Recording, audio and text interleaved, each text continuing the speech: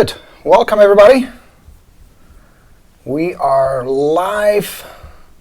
Welcome to the Business Tune-Up. It's Borino. How is everybody? I have my iPad here just to make sure we have the audio. You know the last one, right? That was a mess. Oh, man. We really tried hard, tried to figure out why the page was not loading properly, was bouncing everybody to the home page. Good. So audio is working. You can hear me. Let's mute this. Excellent.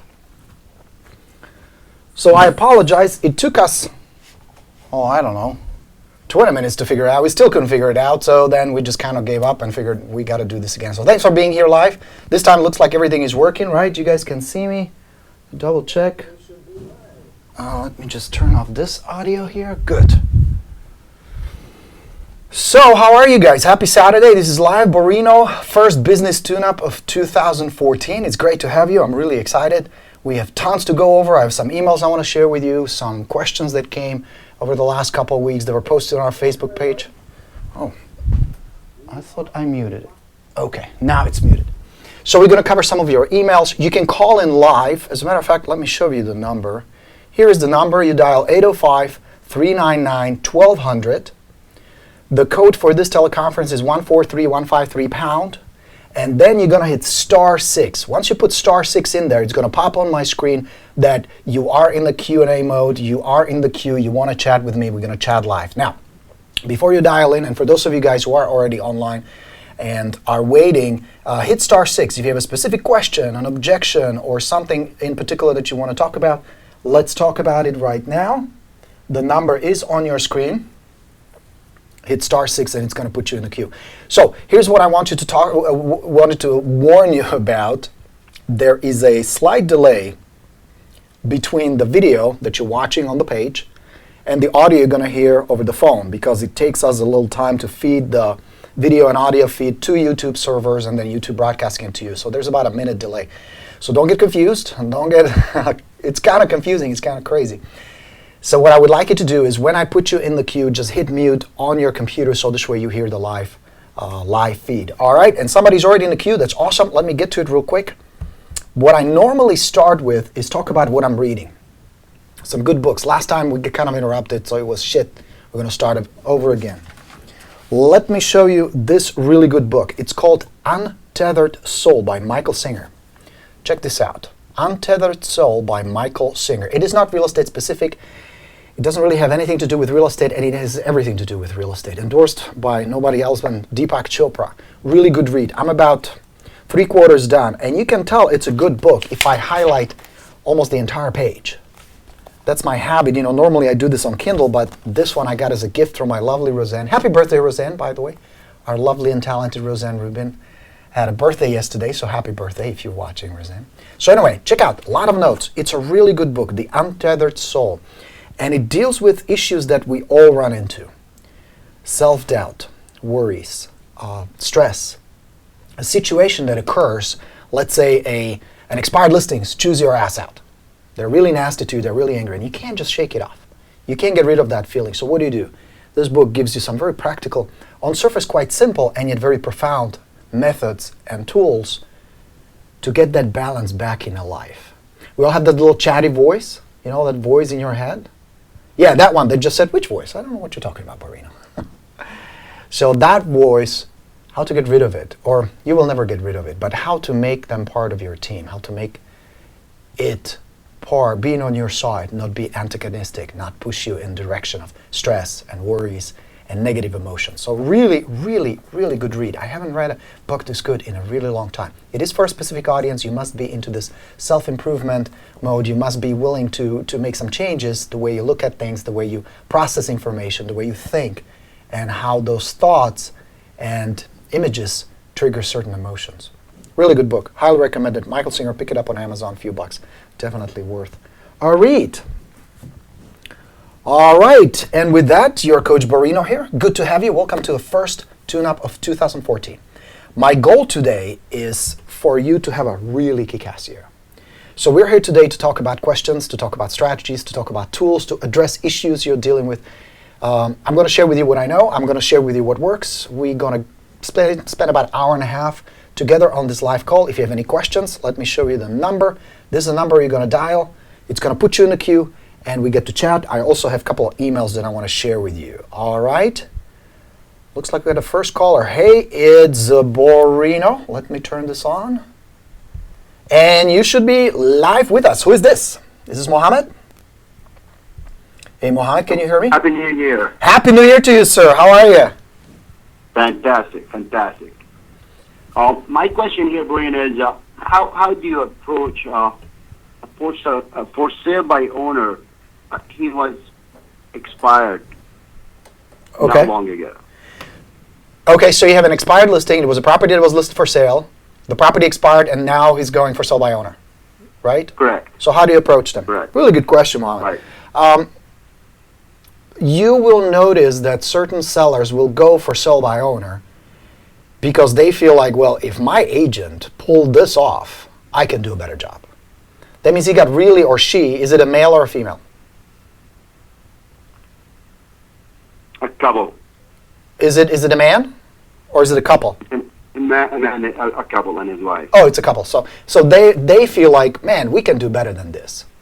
Now, the approach is in many ways very similar to what I teach you guys using the for sale by owner or the expired approach, Mohammed. But let me walk you through it. First and foremost, you need to determine why are they selling. That is the most important part of this. For all of it to work, you need to know what is it that drives them to put the house up for sale or now be willing to do all the work themselves. That requires a big driving force. So you need to figure out first the why. And the why can be one of two things. Usually it's a combination, but there's one always dominant. And we call it CDE. My students, you guys already know what CDE stands for. It stands for core driving emotion. What is it that drives them? You need to know two things about the CDE. What is it and how intense it is? Because this will determine how motivated they are and how cooperative they will be down the road. The last thing you want to get started, the worst thing than not having any listings is to have a listing with a seller who has a very low or non-existent CDE, core driving emotion. So it's going to come down to only two things. Something painful, they're getting away from some type of a pain, and this could be noisy neighborhood, crime in the area, house is too small. There are all kinds of reasons that can trigger this pain. You need to know what it is. Or there's some kind of a pleasure that they're after. Okay? Now you can see that sometimes these two are connected, that they're getting away from something and gaining something pleasurable. Your job is to know what it is. You can't guess, you cannot just assume. You must know that, and you must know how intense it is. That's where your skill as a good communicator comes in. That's why it's so important to build enough trust with them where they open up to you. You'll find something really interesting. If you really spend some time and patiently discuss this with them, asking the right questions and listening and really being open to it, not just as a pitch or a shtick, it'll be interesting because many times even they don't know what it really is. Or it's going to be something very different. Like you said, Mohammed, you have a couple. It can be something very different for the husband and for the wife. And occasionally you will notice that one has a high core driving emotion, they're ready to rock and roll, while the other is like, it's comfortable, it was completely up to me, shit, I'm staying here, I don't need to go anywhere. Right. Your job is to figure out one, before you can do anything, before you start any type of approach, you must know. Because based on the core driving emotion, based on their why, you will tailor your approach to influence them. Now when I say influence, I don't mean manipulate, I don't mean the sales pushy tactics, the traditional tactics. I mean to really connect with them, because step two, after you know the why, you start building trust. And of course these go hand in hand, because if they trust you, they will tell you more. If they tell you more, there's more trust, so they kind of go together. But that's your second approach. Now I'll give you specific dialogues and ways to do that in just a moment, but before that, you need to understand the concept of the psychology behind it. That's what I always teach. I don't teach you sales techniques or scripts or any of that. I'm going to teach you some strategies that are way more advanced than that. So this is step one. Figure out what it is. Start building trust. Based on these two, you can then proceed. Now, how do you approach, from a practical standpoint, an expired listing that's a for sale by owner now? Do you approach it as an expired listing or do you approach it as FSBO? And the answer to that is, that depends. It depends. Many expireds go FSBO simply because they hated the agent, they realized the agent didn't do anything for them, So they figured, we're going to do this. But behind that, or underneath that, they're looking for another agent. They may not know that consciously, but subconsciously, they're looking for someone competent enough to help them. Because here are the stats. According to the National Association of Realtors, less than 9% of for sale by owners actually sell. That means out of 100 properties, only 9 will sell. Now, the majority of those that do sell, at least half, sell to someone they already know. That's a friend, it's a relative, or a neighbor, somebody they know. So their marketing skills, their ability to attract a good buyer are almost non-existent. So this couple, Mohammed, that you're talking to needs help, and that there's a very good chance, and watch that within the next few weeks, they will end up listing with an agent. Simply because on their own, they don't have a good chance of selling, and selling for a good price. NAR has been tracking this for God knows how many years. And they have proven statistics that if a property is listed with an agent, even though the seller pays the commission, the seller walks out with more money if the property is listed with an agent than if they sell on their own. So the odds are against them. Now, knowing that you going in, you already know now they're better off with an agent. If they have a strong why, the strong core driving emotion, that means they're going to there's a pretty much guarantee that they're going to list with an agent. Who are they going to list with? Their decision will not be based on the best agent in the area. They're not going to list with the best agent, most experienced agent, the agent with the biggest budget. They may think that, and they may act that. But in reality, they're going to list with somebody they like, trust, and respect more. Whoever that person is that can develop the most trust, where they like that person, they respect that person, and they have a connection with them, is going to be their choice. So your task, Mohammed, once you know the answers, is to start developing that trust. The way you do that, especially with for sale by owners, is not to try to get the listing. And I know that's kind of a counterintuitive. If you know they're going to list with somebody and they want to sell, they've been on the market with another agent first and now they're on their own, why would I not push for the listing? Because the moment you come in and you start talking about how you're the best agent and you can help them and you want to list the property, their defenses go up. Now they're in the mode, we don't want to list, we can do this on our own. So your approach, the fastest way to the trust is, I'm here to help. And if you want to try it on your own, and this should be part of your dialogue, you go and saying, fantastic. If you can save $10,000, $15,000, $20,000 in commission, it makes perfect sense. Absolutely. That makes perfect sense. What you're doing is logical. Now, will it work? Who knows? If you can pull it off, and occasionally sellers do sell on their own. So there is a small chance they can do that. Your role there is to build the authority, the expertise, and trust with them by, I'm here to help. So what can you do to help them rather than beg for the listing like most agents would with a for sale by owner? Well, you can offer them some help with marketing. Here are some websites I use to promote properties. Your property should be on them. Here's how you do a simple property video. Use a service like Animoto. Tell them a little bit about Animoto and how to post a property on YouTube. Now you're doing something else, or you can do open house. Here's how I do an open house. Here's the type of a flyer I use. Here's a guest register. You can borrow my signs if you'd like to. Do an open house one weekend. Who knows? Maybe you get lucky. Somebody's going to come by and buy your house. What you're doing are two things. Number one, you're being helpful. You're being cool with them. So there is not as much resistance towards selling. But the second thing you're showing them, you're demonstrating, you're not trying to fearmonger them or scare them, but you're just showing them, hey, it's a lot of work to sell a house these days. No matter how hot the market is, you still need to work hard to get that right buyer for your property. And getting the right buyer is just step one. There's a whole bunch of steps to make sure the inspections go through, the loan goes through, any needed repairs are done. The final paperwork is done right, so you don't get sued. You know, there are 600,000 lawsuits in the United States alone over real estate. Trust me, it's not because the seller sold for too little. There's always some kind of stuff going on. So you're being helpful and providing the service to them, and you're demonstrating how complex the process is.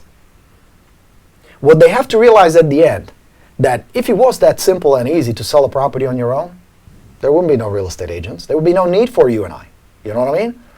So you're showing them it's a complex process. There's a lot on the line. And you can lose your shirt with one little mistake on the contract, and you can tell them the exact number. In our contract, there are 32 little check boxes you need to check just on the one contract.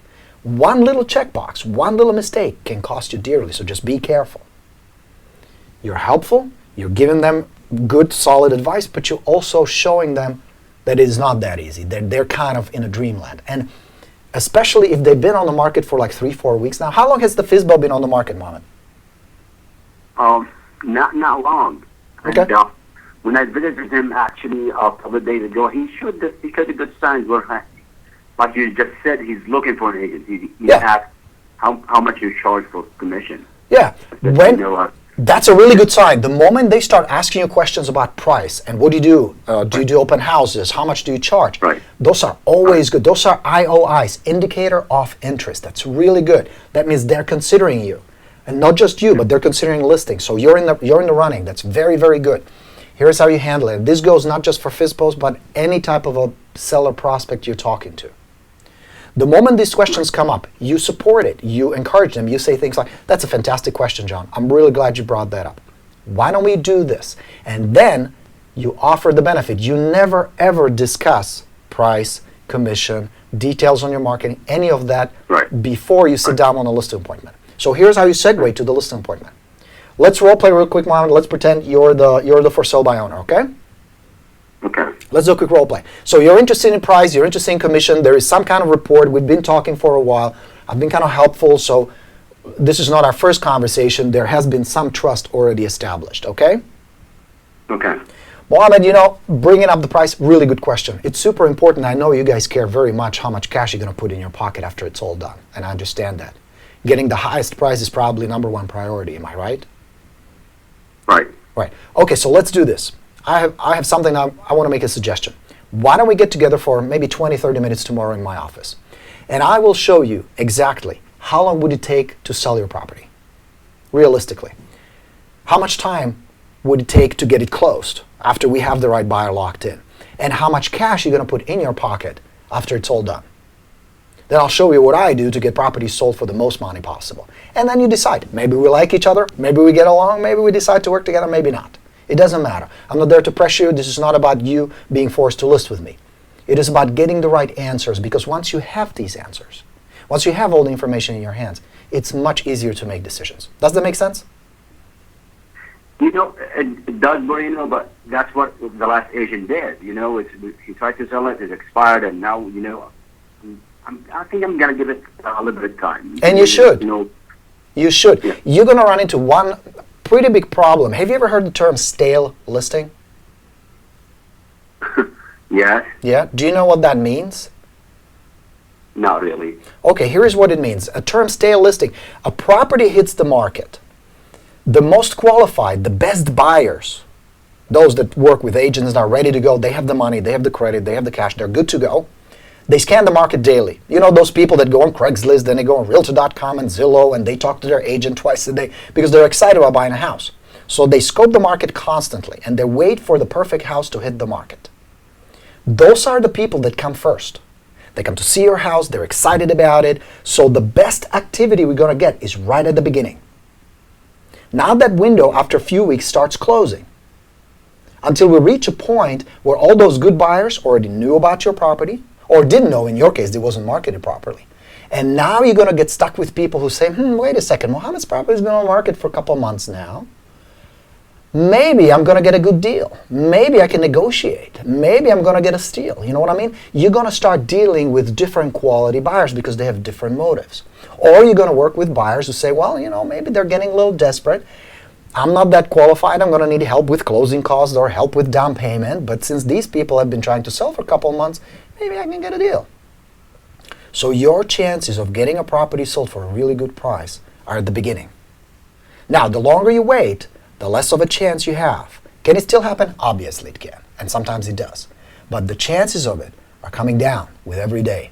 Are you willing to take that chance, Mohammed? Or would you be better off?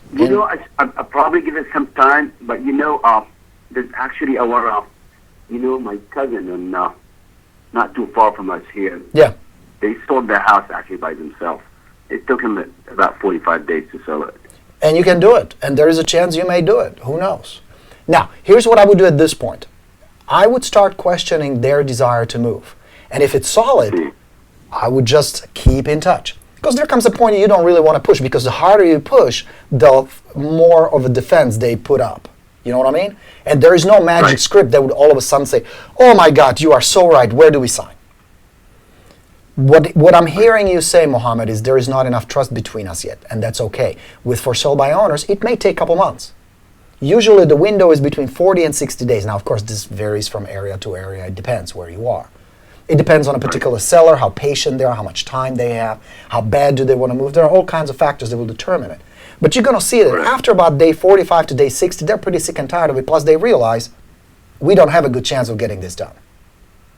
Okay? So then the trick is every few days you keep in touch. Now, how do you keep in touch with them? Again, being helpful. Hey, Mohammed, just wanted to give you a call. That house on Oak Street around the corner just sold. I wanted to let you know. Hey, I wanted to let you know the property sold, interest rates, whatever information. Or here is this cool checklist that I use before I do an open house. How to prepare a house for showing. There are about 40 steps that I take to make sure the property shows nice so that the buyers that come in are really impressed. I can email it to you or I can mail it to you. Would that help you? This is the kind of stuff you can offer them. You know what I mean? Being helpful, being the provider of a source of good information. Does that make sense? It makes fit sense, absolutely. And you'll see that there will come a breaking point where they just realize this is not working for us. Now, at that point, they only have three choices, three things they can do. They're going to rent it out, they're going to stay where they are, or they're going to list. That's it. That's it. And if you're the helpful person, if you're that guy who provides all that good information, if you're cool with them, if you answer their phone calls, if you answer their questions, guess who has the best chance of listing the property? Me? You do, of course. Why not? Yeah, right. You know Right. what I mean? Yes. That's the secret. It requires some patience, it requires some time, and it requires a little bit of tools, but not a whole lot. You don't need to give them 73 different things. Usually 3 or 4 helpful things is plenty. Make sense? Right. Would you touch him every week? Oh, definitely. Yes, I would talk to them at least once a week. Yeah, absolutely. Because think about it this way. If your calls, and if even I would stop by once in a while, like if they do an open house on a weekend, swing by, be helpful. You know? Think about it this way. If every call you make or if every contact you make, whether with mail, email, phone call, or in person, provides helpful information, provides helpful tool for them, why would they not want it? You know what I mean? Yeah. Yep. So Right. you cannot overdo it. You cannot overdo it. I mean, imagine, look at my business model. It's the same thing. I walk the walk. I email you guys a lot of good stuff, videos and tools and scripts and all kinds of things because it's helpful to you. Now, some of you come and do business with me, come to my coaching or buy my products. That's great. But many of you don't. Doesn't matter. At the end, if you come to me as a resource and I can help you, that's fantastic. And I make plenty of new clients and customers because of that. It's the same concept. It's a great source, Borino. It's absolutely great source. Good. We love the script. Awesome. We love the way, the concept of script, that feeling.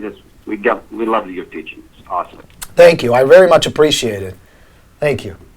And it does require a little bit of practice, like the role play we just did. You got to practice it for a few days to get comfortable with it, and you will not get it right 100% of the time, but that's okay. If you practice it, if you get a role play partner and just go back and forth a little, practice these questions, and also just use some of these for sale by owners, even if you're not that interested in listing with them, just practice on them. What's wrong with that? Here's the beautiful part of it, Ahmad. The whole thing, Mohammed, is very cool. Whether you work expireds or FSBOs, even if you totally screw it up with this guy, even if he never lists with you, even if you just practice, there'll be always more tomorrow, and the day after, and the day after. There'll be always another one. So you have nothing to worry about. All you have to do is just get a little bit better, improve your systems, improve your follow-up, improve the communication, and you're fine. Make sense? Make absolutely sense. Awesome. Let me know how it turns out. Email me, okay? Absolutely, I will. Good deal. Thank you. Thanks for the call. That was really good. That was Thank Mohammed. you. Let's go to the next question. Who is next? Here we go. Hi, this is Borino. Welcome to the tune-up. Who is this? Hey, this is George. Borino, how are you, man? I'm doing excellent, George. Thanks for calling in. How are you, my man? Oh, perfect, man. Perfect, man. It's a good day. Yes. I have a question. All right, I contacted this expired listing. Mm-hmm. He seems really, really motivated. It just came off on the 15th. However, he is out of town, and he won't be back until the 15th. Okay. So I had a little dialogue with him, have a conversation with him while he's going away. He did give me his email address, and he gave me his phone number. And he asked me to, he just basically said, send me what you got. Okay. So how would you handle that? And this is like a $1 million listing. Okay. So it's an expired listing. When did it expire? It expired on January the 15th. January the 15th. And the guy's out of town. Do you have his phone number or do you have any contact information? Yeah, I have his phone number, his cell phone number, and I have his email as well. He gave it to Okay. Billy. So how do you follow up now? How do you go from this being a lead to going for a listing appointment and a listing? Is that your question? Right. Okay, good. Now, just dropped all the markers. Same thing here. What we talked about with the FSBO. The approach is the same. Your job is to determine their core driving emotion. You don't want to waste your time, money, and effort on a seller who has a very low CDE or non-existent. So your job is to determine why is he selling, what is driving them, what is the emotion, not the reason. Because you're going to hear reasons like we need a bigger house, we need a smaller house, better schools, whatever. Those are the surface reasons. What you need to find out what is underneath it. Okay? So that's your job. The way you do that is building trust with him. So how do you do that? He's out of town till when, George? He's out of town until May. Ooh, until May. Is he going to list before May? That I don't know. Ah, see? Important to know. So here's what I would do, George. Get him on the phone and ask him, hey, George, it's Borino. I enjoyed our conversation the other day. You know, I had some questions. Do you have a couple of minutes? Can we chat real quick? Sure, yeah. Okay. I have a couple minutes. Now, What's up? if a buyer walks into your house tomorrow with a suitcase full of cash and they love it, they fall in love with it, they say, George, we want to buy it, what would you do? I would sell it to him. Are you ready to sell? I'm ready. Okay. I'm ready to sell. So now you're out of town till May. Would you like to sell it before you get back? Would that work? Yes, if that was possible. It's definitely possible.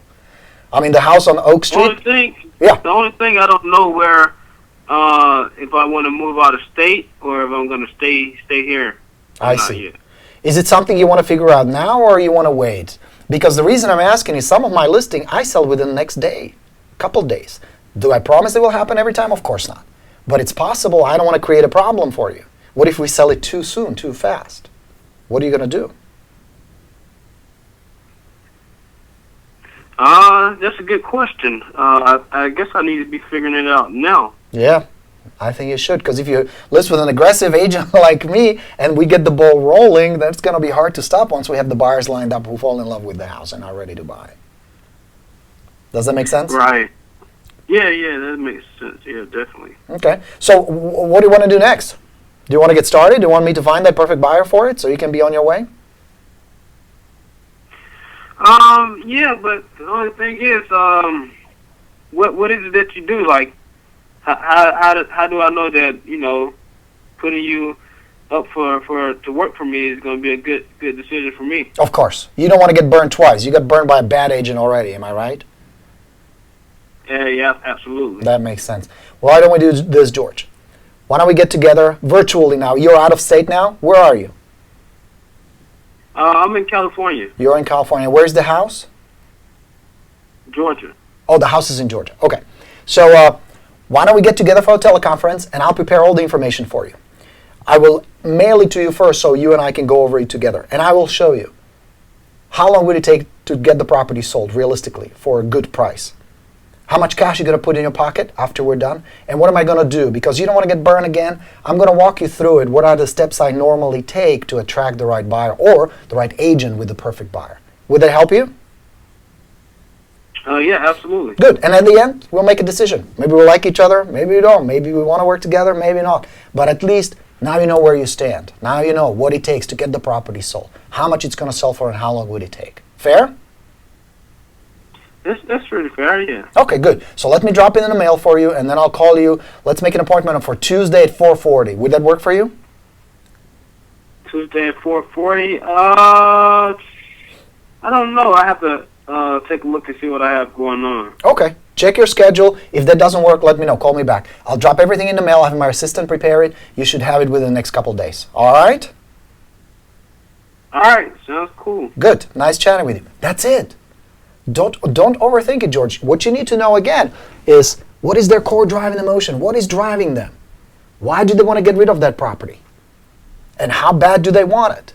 And then you offer a solution. Say, look, any agent can promise you now anything just to get the listing.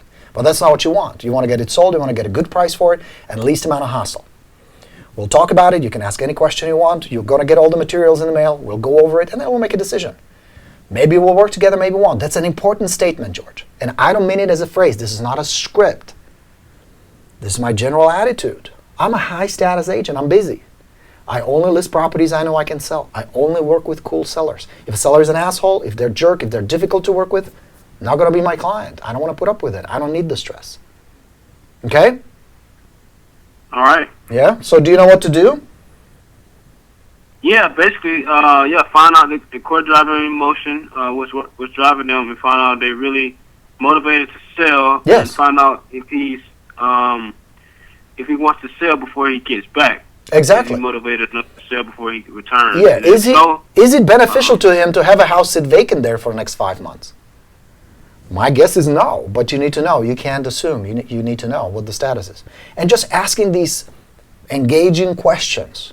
Now, you cannot turn it into interrogation. This cannot be just like, oh, okay, I'm going to go through the sales script now. Patoom, patoom, patoom. You know what I mean? You have to kind of deliver it from your heart. Be genuinely interested in what their situation is. And that takes the second thing here that we have on the board, trust. Make sense? Yeah. Quick question. So after I go through that part and he's ready, he says, he told me to send him what I have. Would you just email him your pre-listing presentation? Yeah, I would just mail it to him. I would prefer to mail it because it has more perceived value and it's kind of more engaging when they can see it, they can touch it, they have it in front of them. So rather than emailing, I would mail them a copy. And if you really want to impress them, I would FedEx it. Because it's kind of impressive. It even increases the perceived value of the information if it's FedExed to me in that envelope. It's a little more expensive, but I think it's worth it. Okay. Yeah? Okay. Now, don't do it until you know exactly what is their core driving emotion, what is his drive, and how bad does he want to sell, and you have enough trust and rapport with them. Okay. That makes sense. Make sense? Made perfect sense. All right, good deal. Go get him, All right, George. man. This is like a good lead. You can definitely get it. Yeah? All What's right. that, Borino? I said this is definitely sounds like a good lead. If you handle this right, you should lock in a pretty good listing. Right. Yeah. Yeah, hopefully I don't screw it up. Hey, what's the worst that can happen? Go on to the next one. Ah, now you got it. No big deal. Don't put that much pressure on you. Maybe you screw it up. Dude, trust me, if you do this often enough, if you talk to enough expireds and FSBOs and people in general, some of them you're going to totally screw up. Totally. It's unrealistic to expect every single one of them to go perfect. The trick is, do the best you can, get better with each one, and go to the next one. If one gets screwed up, oh well. Can't take it back anyway. That's what this book talks about too, by the way. How to let go when it's time to let go, so you should get it. All right? All right, man. Good stuff. Thanks so much, man. That helps out a lot. Good deal. Glad I could help, George. Awesome. Looks like we have Pam next. Is this Pam? Hi, Pam. Hi, Borino. How are you? I'm good. How are you? I'm doing well. Thanks for being on the tune-up. Having a good time? Oh, yeah. I'm having a great time. I love these. I think they're awesome. Good deal. Thank you. And thanks for that book tip. Love reading those type of books, so Good. it's on my list already. Excellent. I think you'll enjoy it. Yeah, I'm looking forward to it. So my question is, I went on an appointment in June for a house, quite a big listing in our area. It was like a $500,000 house, and I knew the person from, we go to the gym together, and she said, oh, great, you're a real estate agent. Mm-hmm. I want you to come and, give us a market analysis. We want to find out how much her house is worth. Mm-hmm. Her husband got a new job, and they were going to be selling their house, but and she told me all this in the beginning that, but they weren't really sure what they were going to do because they didn't want to completely move out of the area right away because they want their son to finish high school, and that's like 2 more years.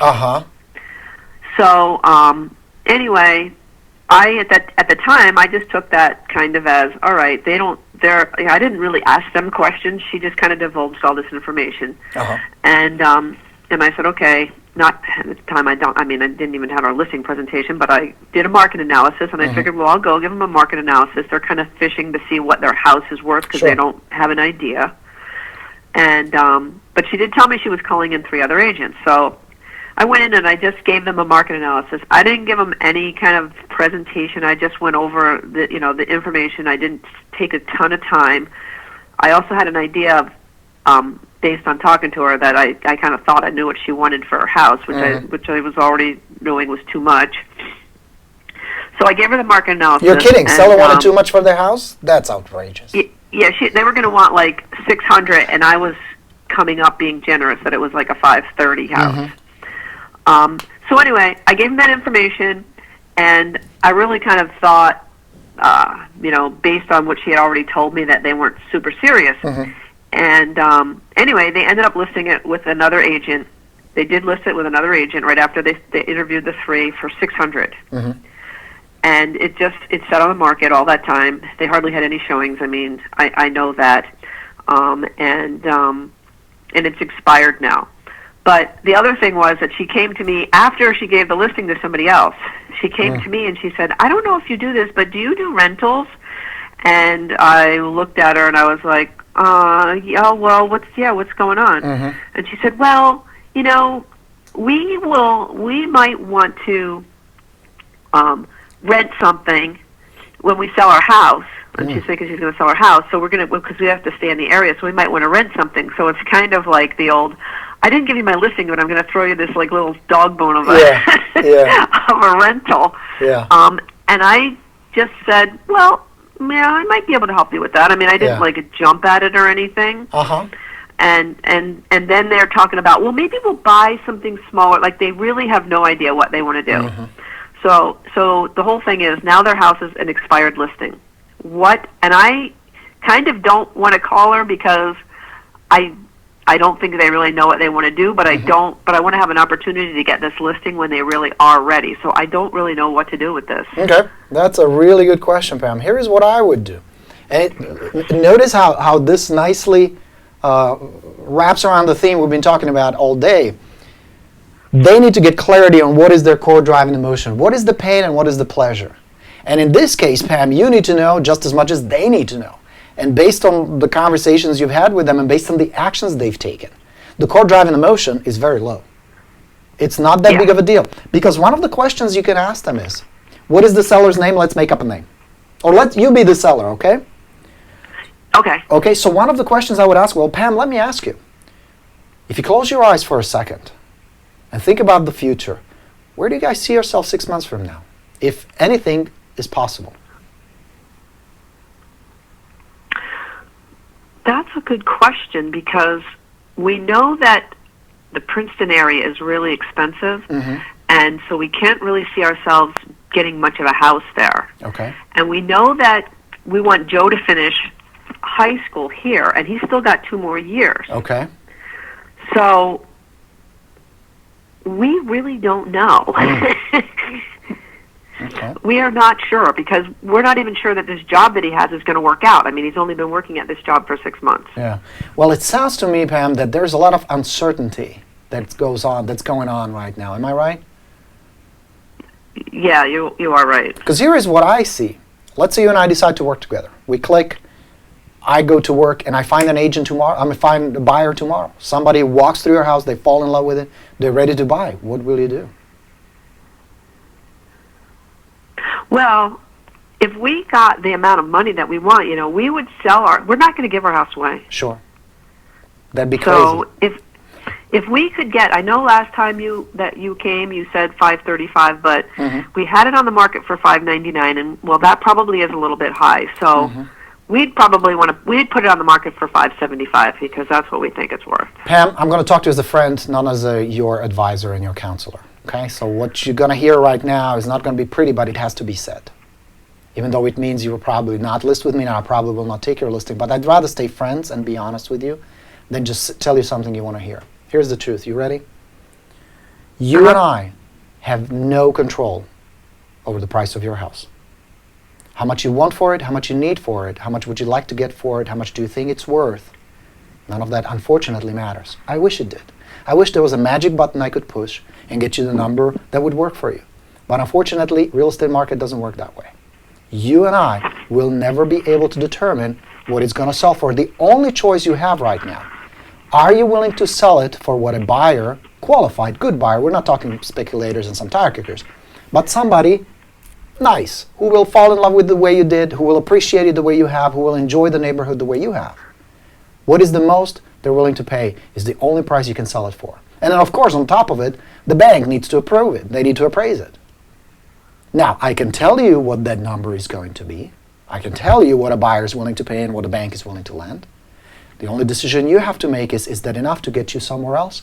Do you really want to move? Is that really important to you? Or are you better off staying here? That's the decision you guys have to make. That's something you need to discuss. The price, there's nothing to discuss. It is what it is. I can't change it. You can't change it. What do you want to do?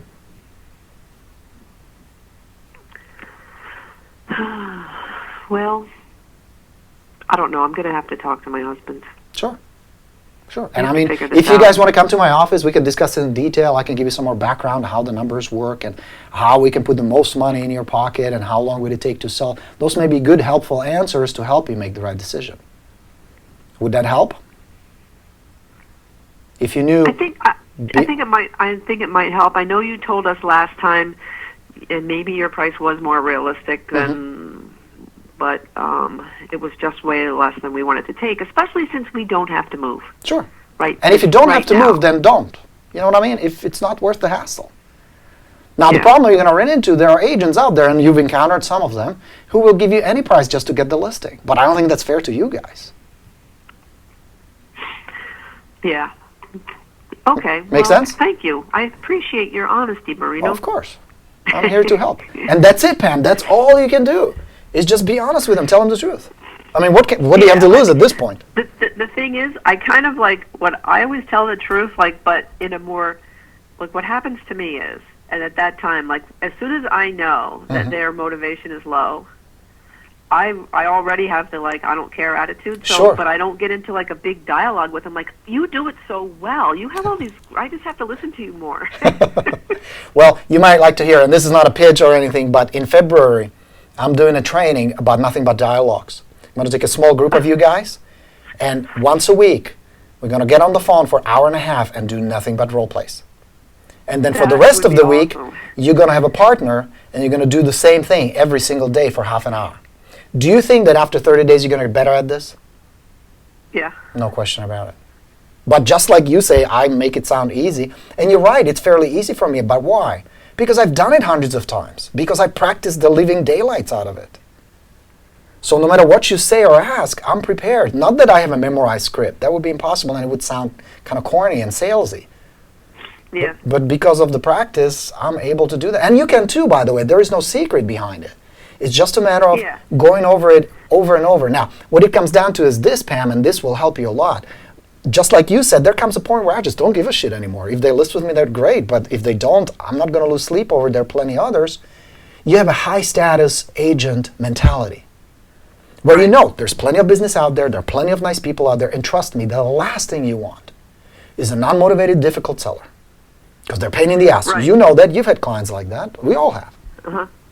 Yeah, and so the thing was with this one, I felt like I had already gotten myself into a position of being the non-dominant frame already. And you can recover so- from it. There is a way to recover it by being completely brutally honest with them. By saying what I said, look, you don't control the price. I wish you did, but we can't. Now, you do that with compassion, of course. You don't Yeah, just throw it in their face, but you tell them the truth. Because that is the truth. Yeah. How much does the seller control the price? They don't. They have zero control over it. Just like you have no control over it. Only the buyer and the bank Yeah. does. That's the truth. So you just tell them the truth. But that's a really good point. Let me know how it turns out, okay? And I Just love- have a I nice like, look. What I really like about the way you say things, and I'm learning this by listening to you, is no matter what they say, you always say, "That's fantastic. That's a great question." Yeah. And it just makes people feel better when you say that. Sure. Well, I don't want to argue with them. You know what I mean? I understand that from their perspective, they're right. From their perspective, it makes perfect sense to them. And I get that. So I'm not there to argue. But just as you want your doctor to be honest with you, don't want to blow smoke up your ass, you want your tax accountant to be honest with you, your attorney, tell you the truth, you have to be the same. You have to have the same status. Where at the end, they're going to make a decision. And it can be, we're going to list with somebody else. We're going to list with you. We're going to stay where we are. That's fine.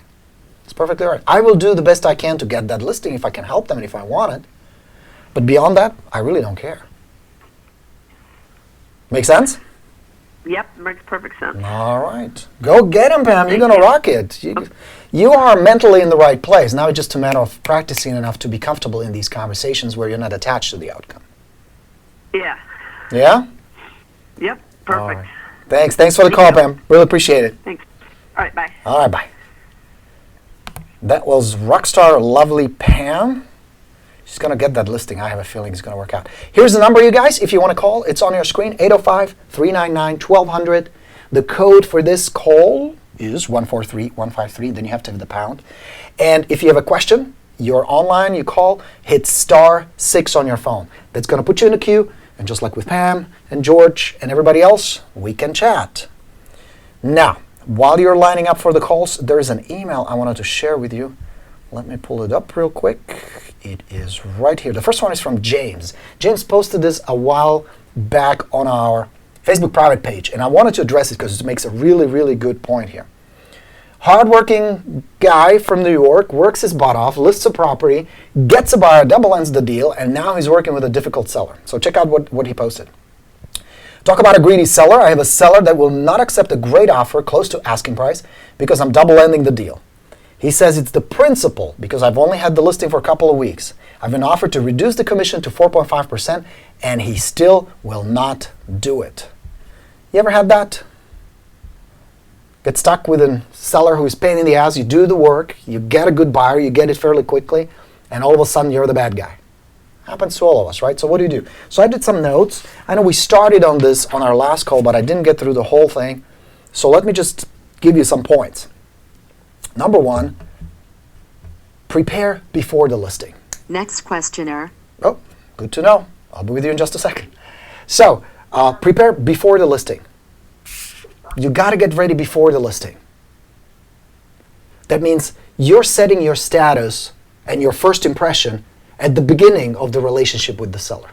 And you do it through a good pre-listing package. You do it through the conversations you have before you set up the listing. So you are already perceived as a high status authority. That's very important. And you're going to hear me, and you have heard me talk about the high status agent for a while now. Super important. You don't want to be perceived as just every other agent, just as another salesperson that's greedy, that just wants the commission, wants to make a quick buck. But those impressions are set up at the beginning, usually within seconds of the first interaction you have with the seller. So set that up right from the beginning. The next thing I wrote down is prepare during the presentation. You want to prepare the seller during your presentation, and you tell them, Mr. Seller, James, in this case, let's call the seller, I don't know, Frank. Frank, now one thing I got to tell you, I have a pretty aggressive marketing plan to get the property sold for the most money possible. And I have found that the best buyers are already scoping the market. They're already waiting for the right property. So I'm going to do everything possible to get them here first because that will usually result in the best offer. So I want to make sure you're okay if the right buyer walks in tomorrow or the day after, if it happens quickly. Can I guarantee it? Of course not. I can't promise it.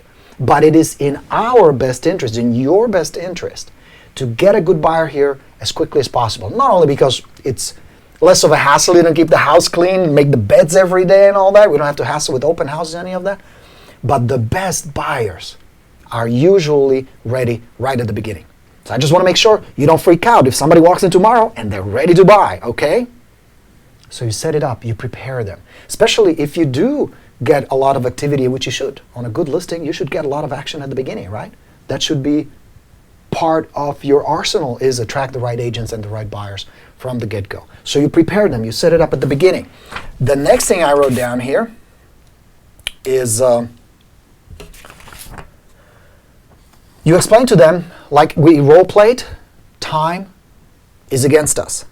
There will come a point that if it's going to take us too long to get the property sold, if it's going to take us longer than the market average, which in our area is 47 days, so if we go past the 2-month mark, your property will get a stigma attached to it. It becomes a stale listing, and that will work against us. That's the last thing we want. We want to get this done very quickly. And of course, when you present the offer to them, the final thing you tell them, well, why do you want to penalize me? Frank, I worked my butt off. I promised to get a buyer as soon as possible here, and now I should get penalized because I got my job done. That doesn't seem fair, does it?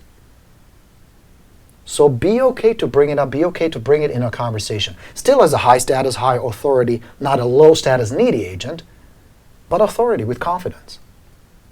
Now, the good news is, from what I understand, our man James actually did close the deal. They got it done, so that's great. Now, there are a couple of things you still need to be aware of. When you deal with sellers like this, and this is kind of a nice theme you notice throughout today's tune-up, is when they start buckling, when you run into these problems, sellers should be normally excited, no? We got a great buyer for the property. You got it done. They don't have to deal with all this nonsense of having the house on the market for 2 months, strangers wandering through it at any time of the day and doing open houses and all that. So they should be ecstatic. Why are they not? Sometimes they're not. There are 3 reasons for that. The reason number 1 is already here. Low core driving emotion. Okay? That's usually when the reality hits them. There's an offer on the table. They have a low core driving emotion, not much pain to stay in the property, not much pleasure driving them somewhere else, living on a golf course or living by the ocean or whatever their original plan they think was. So that's number 1. Number 2, emotional attachment. They're attached to the property. And this happens frequently with sellers who've been there for a long time. If they lived in the house for 15, 20 years, there's a lot of emotion. There are the memories, Thanksgiving, Christmas, children being raised there. All that stuff suddenly comes up because the reality of selling and letting it all go hits them hard.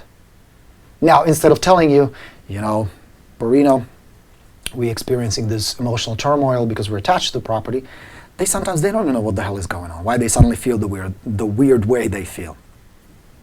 They just react to the offer itself and reject the offer thinking that the pain will go away. So you need to know that. Your job, one of the hats you got to wear, is the counselor. To be able to have a heart-to-heart with them. To be able to see, for them to see and experience what is really going on. That is not about the offer and it's not about you. It's about them being attached to what the home represents to them. And then they have to make a decision. Are they willing to cut it? Cut the connection? Cut the rope? The emotional connection? Or is it too strong for them to let go? And you've had that. You had sellers who change their mind, either before they list or during the listing or even when the offer is presented. I've had that happen.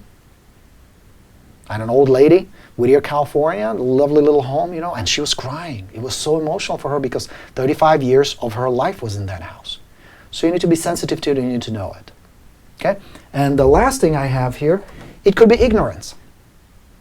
They're just ignorant because they don't know how the process works. They don't know how much work you're going to put and effort you're going to put into selling the house. So again, it goes back to how do you prepare them before the listing and during the listing presentation so they know what's going to happen and how it's going to happen and what are the chances of you getting it sold or somebody else getting it sold quickly and all that. So they're just ignorant. There's another part to it. The last thing I'm going to give you. Don't ever get stuck just on one. And by one, I mean one seller, one listing, one transaction, one commission, one expired, one FSBO. I see it sometimes. I see you guys, your comments and posts, and you mean well, you want to learn, and that's great. But you get so stuck on one situation, you get so stuck on one particular event. I'm here to tell you there is plenty out there. There's plenty of money, there is plenty of business, there is plenty of listings, there is plenty of commissions. A lot of it has to do right here, right up here. You know what I mean? So let go of this scarcity mentality, clinging to just one. Do the best you can. Give it your best shot on your presentation. Really deliver a killer listing presentation and really crush it. Really work your ass off. Get the leads. Get the appointments. But understand that some of will not work out no matter what you do. Some deals will fall apart no matter how good you are and how much effort you're going to put into salvaging that deal. Some listings will never sell no matter what you do. That's just the reality. But the reality also is there's plenty. Plenty. Abundance mentality is very important. It's a mind game. And you got to work on it because it's easy to buy into the majority. What do majority of agents think? That you got to fight hard and this is a shitty market and it's super hot and it's hard to get good listings. And sellers, they want sky, the stars, and the moon. So be careful. Be careful because it can poison your brain. And I know I'm turning Tony Robbins here on you, but that's the reality. If you can fix the thoughts, the feelings, the focus, and the beliefs you carry around, everything can change. And it can change very quickly. It's a rapid change. And all of a sudden deals come your way. You've had it happen when suddenly you just feel good and you focus on one area and the boom, business start coming from another area and things are just going awesome. And what changed? Did the market change overnight? No. Did the economy change overnight? No. You've changed. But that change triggered like a ripple around you. It's like you changed the station on the radio. Suddenly different music comes on because you're tuned to different frequency. Frequency of abundance and plenty, and there is plenty. Look around. There are agents, there's plenty of evidence. If you allow it to be revealed to you, there's plenty. Look around. Agents driving nice cars, making good money, selling homes, living the life, dressing nice, having investment properties. You can have the same thing, and some of you do. My students, some of you are doing awesome. You're rock stars. And I enjoy working with you guys, and I want more of you to have a chance to experience it, but it starts right here. It starts right here. There is no magic letter, magic postcard, magic bullet. There is where the magic happens first. After that, yes, right tools help. Right dialogues help. Right approach, right systems, totally. Makes everything easier. But it starts right here. Okay? So that's my little rant. And with that, let's go to the phones. We have, I think this is Deborah, right, Deborah? This is Deborah. Hey, Deborah, it's Borino. Thanks for calling in. Hi, I was just calling. What was the name of the book that you recommended? The name of the book is Untethered Soul. I'm going to show it on the screen again. The author is Michael Singer. Okay. Untethered Soul. Pick it up. Really good read. They have a Kindle version. I happen to have a paperback. Excellent read. Highly recommended. Very uplifting, spiritual. Good book. Untethered Soul? Untethered Soul by Michael Singer. Yeah, good book. How do you spell his last name? Singer is S-I-N-G-E-R. Okay. All right. Good book. Okay, very good. Okay, All thank right. you. Thanks for calling. Enjoy, Deborah. Okay, bye. Bye. Okay. Anybody else on the phone wants to chat? The code you need to dial is *6. So the number is 805-399-1200. Code is 143153#, and then the Q&A queue to actually go in a queue, pop on my screen so we can chat, is *6. All right. Having a good time, you guys? Are you enjoying? Are you enjoying the tune-up? So far, good questions, right? Pretty helpful stuff. Cool. And everything is working today, so I'm not going to turn into a whiskey organic farmer as I was promised. And some of you wanted to join me. I know James and Frank and a bunch of you guys wanted to come on board, so we might start a business later. But for now, we're sticking to real estate. All right. One more email I wanted to show you. This one is from Svetlana from Vancouver. Hi, Borino. I have my license for 3 months. I've been doing open houses for an agent for my office, but nothing was happening. I put a lot of signs, promoted on Craigslist, had good traffic, but now it's expired. I realized that the house has been too long on the market and was overpriced, so I couldn't use your system. So first let me address that, Svetlana, and then we're going to go to the rest of your email. For those of you guys who still do open houses, very, very, very important, pick the right house. That's where the majority of your success will come from, having the right house. Now, marketing it right, doing it well so you attract a lot of not just sellers but buyer leads is important. But it starts with a good open house. Pick a good house, good listing, easily accessible, shows well, nice curb appeal, short time on the market, and priced well. Super important. Make sure it's a good listing. If it's not yours, doesn't matter. Pick somebody in your office. You work for a small office, Find somebody else. There are plenty of other agents who don't want to work on the weekends, who don't hold open houses. They will let you do it. questioner. They will love it. So do that. Pick an open house and do it. Use a lot of signs. Now, one more thing Svetlana said in the email that was really good. I understand that I need to know my area and become an expert, but I don't know how to do it. I really need your help. Well, I'm here to help, Svetlana. Here's how you help. Here's how you become a good agent, meaning you know your stuff, you provide good service, and you know your market. That's really the foundation of it all. That's really where it all starts. You must know your market well, because you're going to have a conversation with for sale by owners. You're going to have a conversation with expired listings, any type of buyer or a seller. Knowledge of your area is absolutely critical. You can provide good information, of course, but you also gain a lot of confidence because now you can speak as an authority. See, let's say I have a conversation with for sale by owner, like the one that Mohammed mentioned earlier. If I have a chat with them and they say, well, what about the house on Maple Avenue around the corner? I could say, really good point, Mohammed. That property has been on the market for over 2 months now. It's listed for $497,000.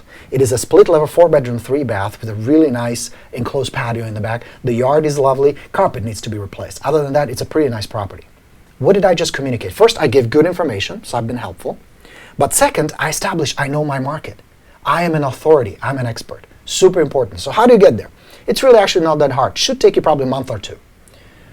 Preview property daily. Go out there and see as many homes in your marketplace as you possibly can. Now, Vancouver is a big city, so of course you can't just do the whole city. So start with an area that's near your office where you know you can sell properties, there's a good demand, homes are moving, listings going on the market, buyers are buying, and then expand out. But preview property daily, active listings, pendings, so that you know, oh, that property has been listed, that property just sold. What made it sell? Why didn't that one sell? Why is that one still on the market? Well, that one already sold. You need to know the answers to those. Preview expireds. Now you're going to kill 2 birds with 1 stone because now you can knock on the door, have a conversation with them. Although I know parts of Canada have some crazy privacy laws where you can't.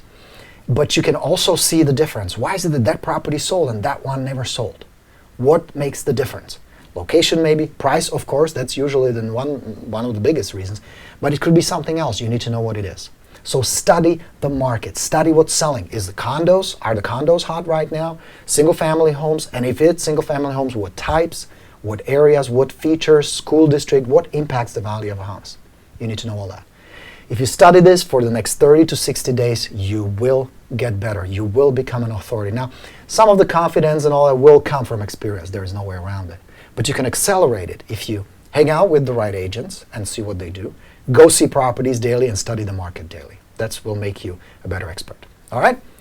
So that's what you need to do. If you don't know your market inside out, here's how good you should be. Let's say I come and visit you in Vancouver, Svetlana. And we're driving down the street through the neighborhood. You got a new listing you wanted to show me, and there's another listing. As we drive by it, you should be good enough to look at the house, point at it and say, Borino, that property is a 3-bedroom, 3-bath home. It's about 2,100 square feet. It should be listed for under $500,000 if they want to sell. Properties in this neighborhood sell for about 30 days. It takes about 30 days to get the right buyer for them. And these usually have big lots, a lot of land around them. It will sell. The sales price of that one, given the condition, they probably upgraded the kitchen. It looks like they've done some improvements on it. Probably $470,000 sales price. That's how good you need to. And you have to be very close to reality.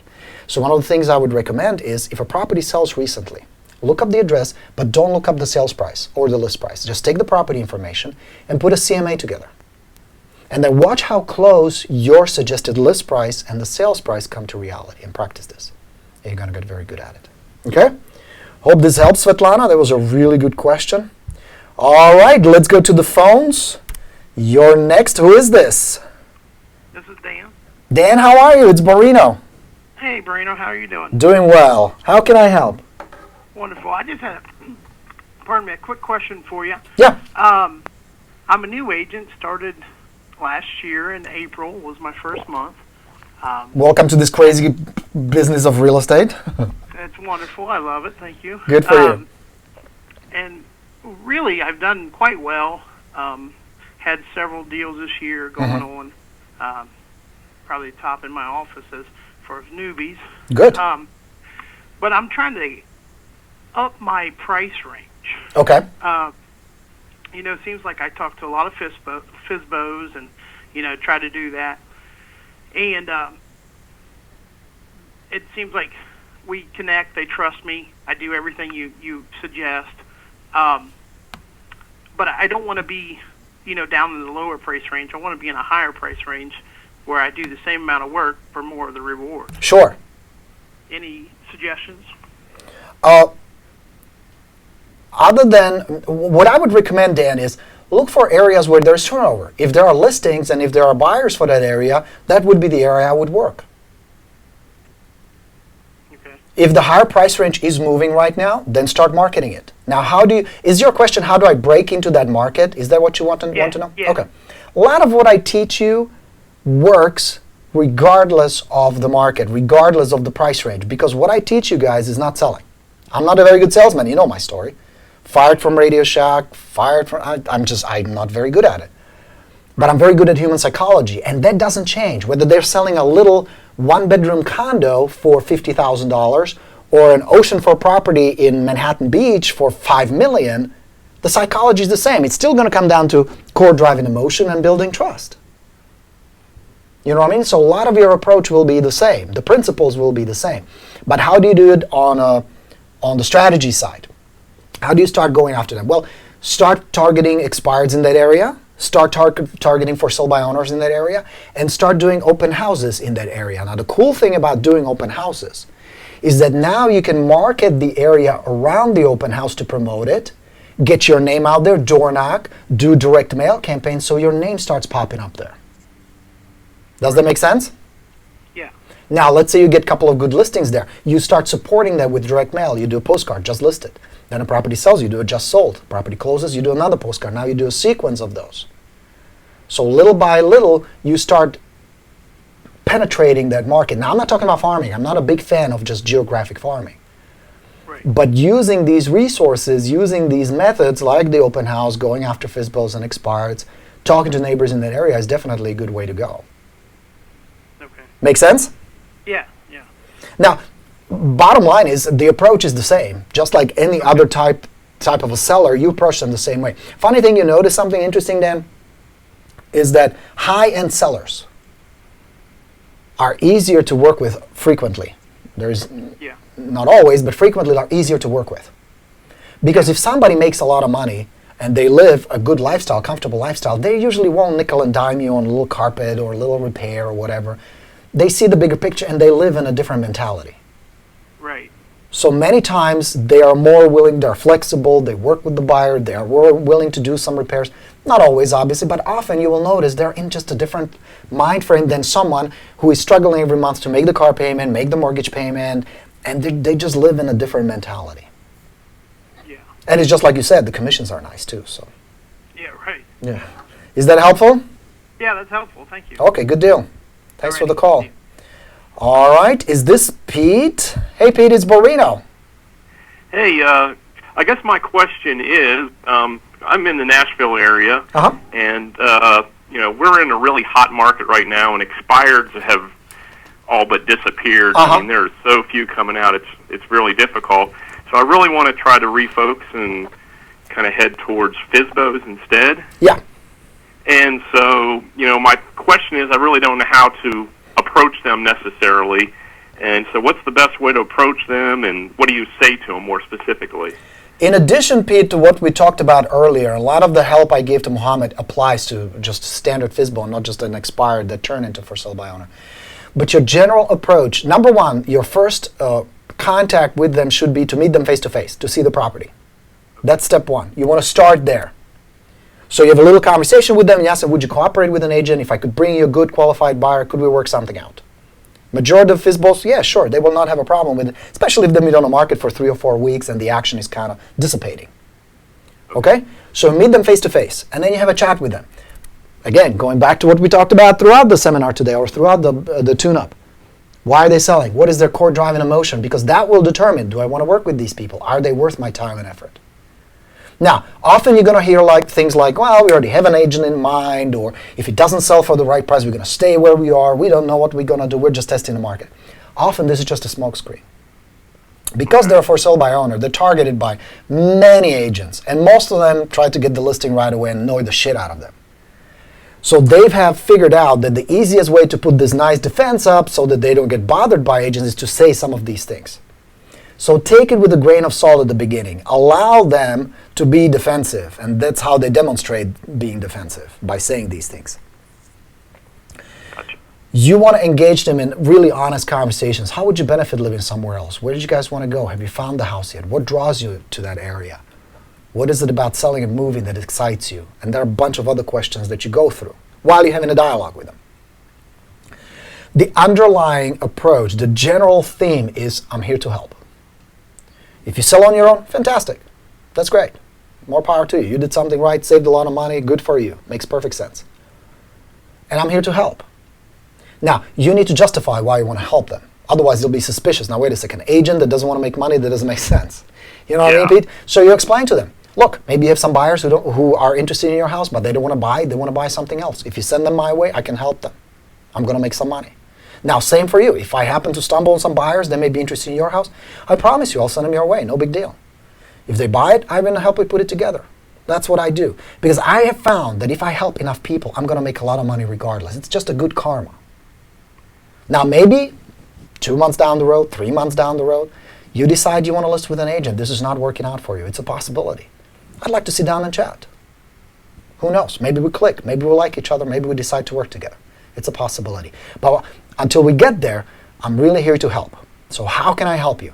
Do you need help with marketing? Are you getting enough buyers in? Because that's step one. We need to get enough traffic here. If you're not getting plenty of people interested in your property, that means not enough people know about it. So I'll show you some methods I use to attract the right buyers. Would that be helpful? Okay, so that's where you start, and then you walk them through it. Here's how I do an open house. Here's how I do a video. Here's how I do direct mail campaign. These are all the things you need to do to attract the right buyers. If you want to run some ads, here's how I do it on Craigslist. I use this tool, and here's the template I use for my ads. Craigslist may be a good source for qualified buyers. Who knows? It's worth a try. So I'm going to help you. Yeah. Oh, I was thinking about putting together, like when I initially go to see them, like a little packet.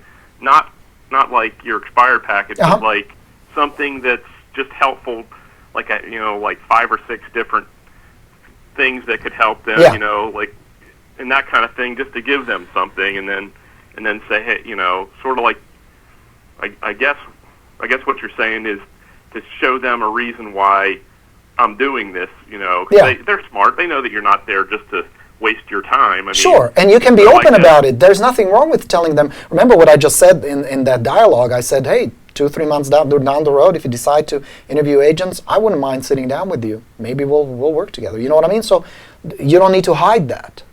Right. My suggestion is there are some agents who have these really cool FSBO packs where you get all these ideas in one little package. And they're very impressive. They're nice. My suggestion would be don't overload them. It would be like me saying, Pete, I'm going to do this special workshop, and in the next 7 days, I'm going to teach you 1 day how to do FSBOs, next day how to do expireds, 3rd day how to follow up, 4th day how to generate referrals, 5th day how to prepare for a listing appointment, 6th day how to do a listing presentation. Would you like to sign up? You'd be like, shit, Borino, are you out of my mind? It's a lot. You know what I mean? Right. So you don't want to do the same to them, because to them, you see, you and I, stuff like Craigslist ad and videos and all that, we do this every day. You understand what it is and how it works and all that. Right. To a lot of these folks, it's a brand new territory, brand new stuff. So you want to piece it little by little. So if you take the package, the FSBO marketing pack, and you chop it up into these little digestible pieces, where every time you contact them, you provide something helpful. Now you give them the same information, but in pieces. Right. Same thing. You're helpful, you're cool. But now you give them enough time to process it. Most of it they will not use, let's be honest. It's not like they're going to take everything you give them as helpful and incorporate it. They don't have the time, resources, the skills, or the knowledge. But it's perceived as valuable. It's perceived as helpful, which is all you want. So the FSBO package is a great idea. The only difference would be I would piece it, chop it up into small chunks. Okay. And now you have 6, 7, 8 weeks of great follow-up that you can intertwine with market updates, what's going on in the market, and all the other stuff that every seller wants to know. new listings, new sales, what's going on in the neighborhood. Yeah, that makes total sense. Yeah? And it's not that hard. At the end, you'll notice something interesting, Pete. They're going to pick an agent who was the most helpful, they trust the most. That's it. Not the best agent, not the most experienced, not the most aggressive, that's for sure. But the most persistent one, the most helpful one. And depending on where they are, let me just show you how it works. I know you're on the phone, so there'll be a slight delay, but you're going to be able to see it, and I'm going to walk you through it on the board. So let me show you. It really depends where you start working with the FSBO. Okay? So this is week 1. Okay? And this is the scale. 100% excited, enthusiastic, jazzed, believe that the property will sell. First week, gun-ho. Yeah, we're going to sell. Let's do this on our own. Absolutely. I can do it. Real estate, easy. Okay? As time goes by, so this is time. Week 2, it goes to about 80%. Suddenly the reality hits. Shit, it's a lot of work. To sell a house, I had no idea. I have to do this and this and this, and all these people call, they never show up, First problems arise. Suddenly so it starts dropping. And as the time progresses, their enthusiasm and also their conviction that they can do it goes down. Until they reach a point, and this point is usually around day 45 to day 60, they reach a critical point right here where they say, shit, I don't think we can do this. I need to take lunch break just to show the property. The place needs to stay clean all the time. All these buyers, they say they're going to come and see, they never show up, and then the ones that do look like flakes. Or they're these, those people that buy the courses you see on infomercials at 3 in the morning. Buy real estate with no money down, get rich, look at me, Hawaiian shirt, sitting here on the beach. You've seen those infomercials, Right. And those people show up at FSBOs because that's one of the things they do.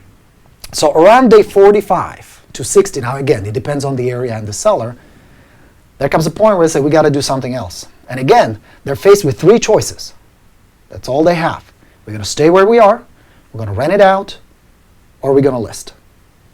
Or, of course, give it to the bank. If it's a short sale, it's a foreclosure, but that doesn't happen a whole lot. So those are the 3 choices they have. Now, the reason I'm showing you this, Pete, you need to know where are you entering their life. Because if it's at the beginning, where they're 100% convinced they can do it, that's where you ramp up your helpful information, provide a lot of information. And you ask them, how long have you been trying to sell? That's a very, very important question. The second important question, you're going to ask them, what are you guys going to do if 3-4 months from now the house hasn't sold? Have you thought about it? What's plan B? And let them answer. So if you contact them, if you come in at the beginning, it's going to take a little more time. It still can be done. Once they reach this area right here on day 45, you start conversion process.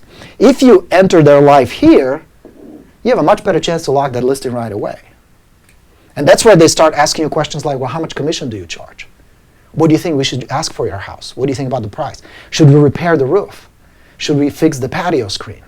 That kind of stuff. Those are IOIs, and they come about in this area right here. IOI stands for indicator of interest.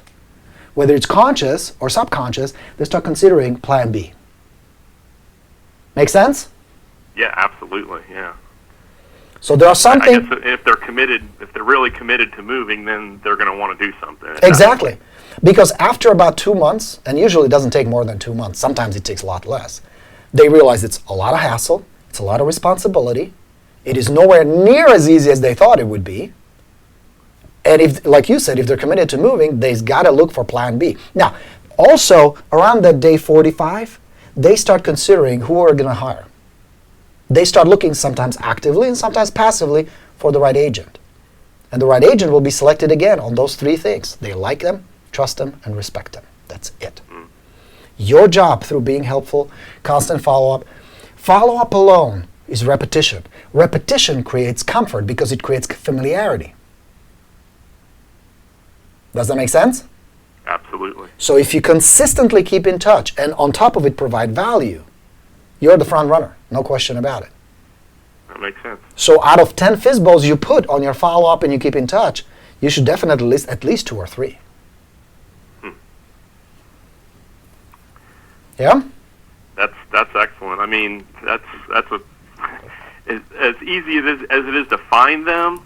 I mean, I don't think there's anything else out there that could even come close to, giving you the possibilities and the, in our industry. I mean, I can't think of anything else out there, really. I agree. FSBOs should be one of your bread and butter. That's like expired, FSBOs, referrals, open houses. You do these 4 funnels, and you do them well, you're going to be plenty busy. There's no question about it. I mean, just if you look at the statistics, pull up the National Association of Realtors does an annual study of home buyers and home sellers. You can get it on their website. It just costs a few bucks. It's really, really good. In there, and they study thousands of transactions. So this is not just some made-up numbers. This is hardcore data. You will see how few FSBOs actually sell on their own and how majority end up listing with an agent. And I mean, just look around. If you start tracking these FSBOs, you start seeing signs popping up. And what you also notice, there are some agents who are really good at it. Yeah. The cool thing is, you don't need to be a rocket scientist to figure this out. It is not that hard. It's going to come down to these 3 things. That's what I keep telling you guys. They like you, they trust you, and they respect you. To build that, repetition, good information, value, high status agent. That's the secret. That absolutely makes sense. That's the secret. If you're a needy, pushy, desperate agent for a listing, it's going to be really hard. You can still pull it off if you're aggressive. But it feels like shit. You feel like, God, I got to take a shower just after I make this phone call. You know what I mean? There's a lot easier way to do this. That's how I feel. All right, man? Very good. Now, let me know how it turns out. Thank you very much. Keep in touch with me. All right, man. Good talking with you. That's Pete, everybody. Real estate rockstar. And this should be Matt. Is this Matt? Yes, it is, Borino. How you doing today? I'm doing fantastic. And you? Good. Happy New Year to you. Same to you. How do you enjoy the tune-up? Good stuff?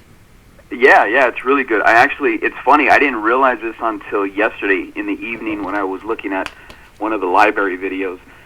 You specialized at one point in Whittier, huh? That's right. That used to be my stomping ground, yeah. Whittier is where I live and basically is where I'm going to start doing my main source of business. Good for you. Be good to my city, please. I will definitely try. Nice. It's kind of like a 2-part question. So the first is, I've been licensed and I've been with a real estate office since last year, and this year I kind of just jumped into it, got with the Red X, got with the expired listings and stuff, but it's a little bit tricky for me. I have a family, and I'm able to only work part-time because I have a full-time job elsewhere. Yeah. So, I mean, are there any tips? Is there any kind of advice you can give me in regards to working it part-time? It's tricky because I work like a 7:30 to 4 Monday through Friday shift. I work the expireds and I'm working them and calling them. Mm-hmm. But do you think it would be better to work specifically like just Whittier, or do you think because like the gentleman prior to me said, it's expireds are few and far between? Yes. And that's kind of the sense here as well. And I do want to expand and kind of work La Habra and Brand and the areas around Whittier as well. But it's just, what do you think is the best angle to approach it as a part-time? Matt, that's a really good question. I mean, there is no simple answer to that. I'm going to give you some points that will help you. When I started in real estate, I was broke and it was hard. And to the point that I lived in my car. I was so flat broke. So a friend of mine took pity on me and got me a job as a bartender at nights. I would moonlight as a bartender from 6 p.m. to 11 o'clock. So that helped a little. And the reason it's helpful is because you don't have as many worries about money. You know what I mean? So the job helps. You're not a needy, desperate agent who needs the deal. And trust me, sellers pick up that neediness, the desperation, mile away. They have sensors built in, and if they sense it, you're dead. So that's the last thing you want. So yes, at the beginning, it helps. Right now, you're at the stage where, imagine you're opening a restaurant. You open a little corner restaurant, and you're doing everything yourself, and you're just trying to figure things out. So use the first few weeks of your new career to really get good at it. Like I was reading the emails from Svetlana, is become a market expert. Really know Whittier inside out. Why is it certain homes above Whittier Boulevard sell for more than if you have the same home south of the Whittier Boulevard? What school district matters? Why Friendly Hills? What about Aurora Crest up on the hill properties? Become really, really knowledgeable. Yeah. Everything from what are usually the problems that certain homes have, neighborhood problems, structural problems, where do buyers come from, what are the questions they want to know, how long does it take to sell a house, what are the prices, all that. You need to know it inside out. And that's going to take you a couple months to really figure that out. Next thing you got to figure out is to set up your funnels, lead generation funnels. Most real estate agents, and the last number I saw was like 82% quit within 24 months.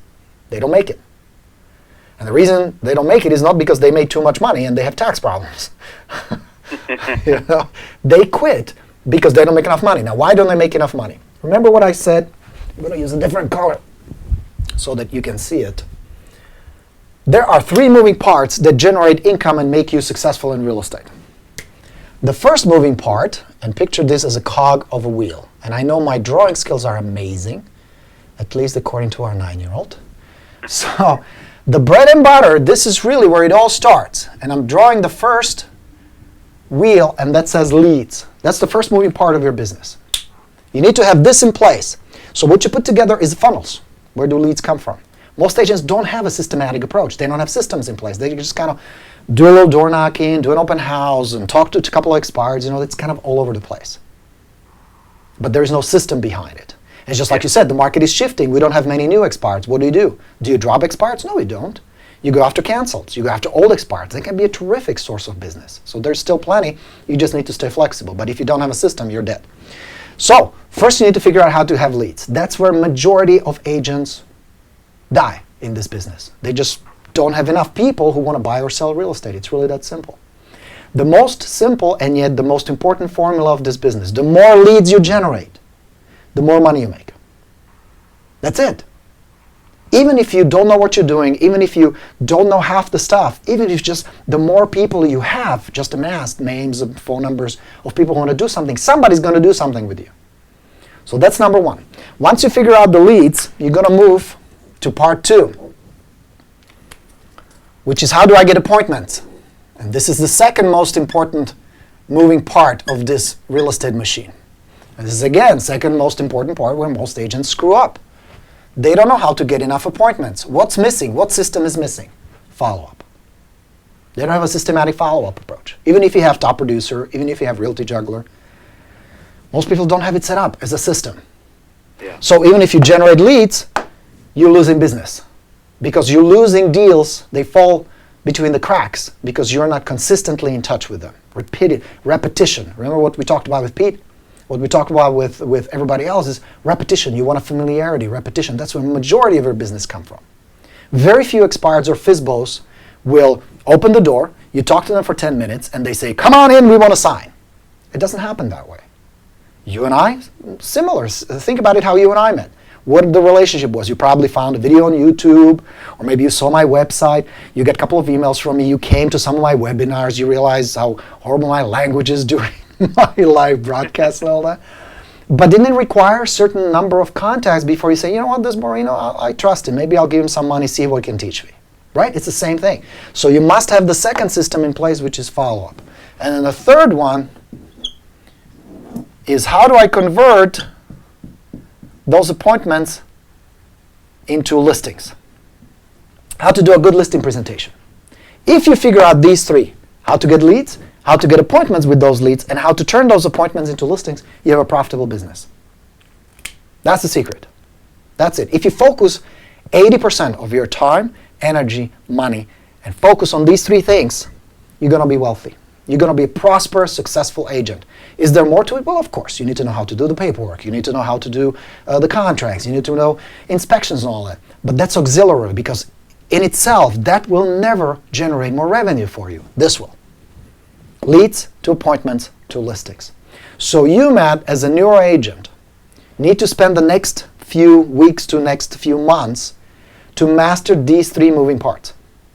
To become an expert on generating leads, getting appointments with those leads through follow-up, and getting good listings. That means you study, you immerse yourself in all the systems, mine or somebody else's, and you become a master of that. Now, you say you have a full-time job, so time-wise, it's a challenge, and I can see that. That can be a problem. Will you be able to compete with full-time agents? It's hard. It's going to be harder. You have a significant handicap by not being able to put in the 12, 14 hours at the beginning it takes to get the business off the ground. Because like I said, you're opening a restaurant, so it requires a lot of work at the beginning. It's just like, have you ever seen a rocket ship take off?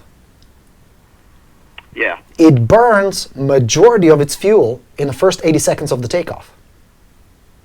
Most fuel gets burned there because it has to break the gravity of the earth and get going, get the momentum going. Once they have the momentum going, once you are getting leads and getting appointments and getting listings, you're going into a cruise mode where you fine-tune the direction and the speed and orientation. But the hardest part happened right after the liftoff. You are in that first phase now. So you need to invest a lot of time, a lot of focus, especially if you have family and if you have a life outside of real estate, it's hard. Guess what? Most agents, most people never pull it off. That's why the turnover is so huge in this industry. Yeah. Because it does require, it's not a complicated business. These three moving parts, it's not complicated. But it's hard. I'm not here to blow smoke up your ass and pretend how this is all fun and easy and you're going to make $200,000 your first year. Can you? Yes, you can. But it's damn hard. It's a lot of work. It requires knowledge and it requires skill and systems. Now, the beauty is you also have the freedom. That's the beautiful thing. That if you do have the commitment and you use the right tools and you use the right systems and you work on yourself, communication, marketing and all that, you can be very successful very quickly. There are not that many businesses where you will have the freedom to determine your income so quickly in real estate. You definitely, if you run like a coffee shop or restaurant or a car shop or any of those businesses, it's much harder and it will take much longer. Where here, I have students do some pretty cool things right at the beginning. Now, I'm not making any promises. I'm not here to promote or advertise anything or guarantee that this is going to work for you or you're going to achieve certain results. But real estate does give you that freedom. And then when the wealth really kicks in, is not just in real estate alone, selling real estate, being a good agent, but buying real estate, flipping properties, buying income properties, investing. That's where the real wealth is. And you being on the front line, you have first access to it.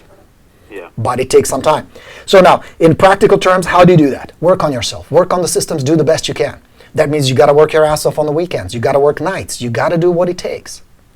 That's what it takes. And yeah, there comes a point. I'm at that stage. I'm doing that. Like, I'm really gunning ho. Obviously, I'm on this conference call. Once this is over, I'm literally getting dressed, and like I said, I don't have the ability Monday through Friday to really work hard, so I tend to just watch a lot of the videos, study, read your expired letters, stuff like that. And then weekends is the time where, I have the full day. So like I said, after today, after this conference call, I'll be off, and then, I'll get dressed, and I'll go preview all the new listings in Whittier, which I looked at already, and there's 7. So basically, I'm going to go take a look at 7 homes today just to get an idea of what they look like. Yeah, good for you. Now, another thing I would suggest, Matt, is make a plan. Where are you going to make a switch?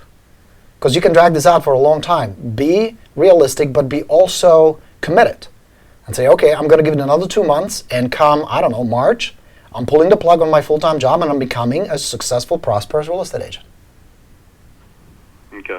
And I know it scares the shit out of you, and it should. It's stressful, but what's the other choice? What's the alternative?